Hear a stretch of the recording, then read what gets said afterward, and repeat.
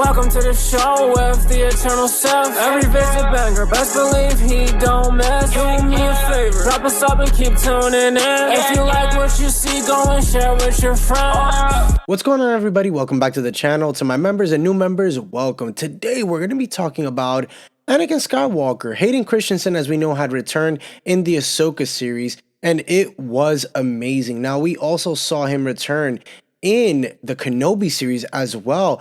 And the reason why I bring up those two things is because we got to see Ahsoka and Obi-Wan fix and build upon other Anakin Skywalker stories successfully, and in doing so, reunited beloved characters. Now, Christensen's appearances have helped fix mistakes in the prequels, but Star Wars needs to bring back the one, the only Padme Amidala. Not only is the way Anakin and Padme left things in Revenge of the Sith tragic, but Padme's treatment and lack of screen time in the film was abysmal. Now, Star Wars can reunite the pair in a way that helps round out and fix their story. Now, Anakin and Padme had an epic love story, but it has rarely felt like that, and bringing them back together can definitely change that up. Now, even in Star Wars' The Clone Wars, Anakin and Padme's marriage took a backseat to Anakin's adventures and Padme's role in the Senate. While Padme Amidala wasn't Force sensitive and therefore can't appear as a Force ghost, there are other ways to bring Natalie Portman back into Star Wars, and we had recently heard her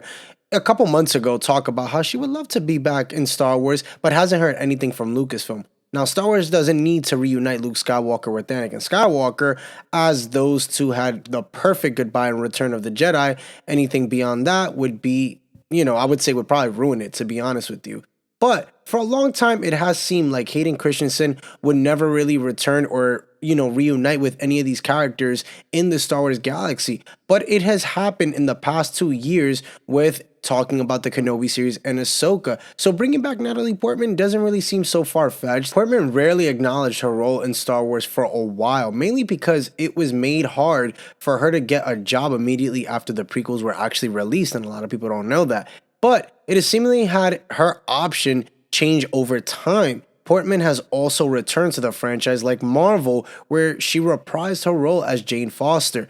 Now, with a Star Wars project that Portman feels confident in, then she may consider reprising her role as Padme Amidala. Now, the question, of course, is how Star Wars could bring her back. There are really 3 possibilities in her own Disney Plus series: a flashback, or perhaps the World Between Worlds. Now, if they would do it using Hayden Christensen's Anakin Skywalker, that'd be interesting in a flashback or the World Between Worlds, but it would be also cool if at some point in time they did something with Darth Vader and he had a flashback, as in the comic series too, we do know that Darth Vader actually goes to visit Padme Amidala's tomb. So that'd be cool too, to see something like that come to life, and then he has some sort of a flashback to where we see when he was Anakin Skywalker with Natalie Portman's Padme Amidala. Light it up in the comment section. Let me know what you think about today's news. For more Star Wars content like this, make sure to hit the subscribe, like, and notification bell so you're always in the know, as I'm always putting out content like this every single day. And stay tuned as I have another video out tomorrow. Thank you guys so much for tuning in today.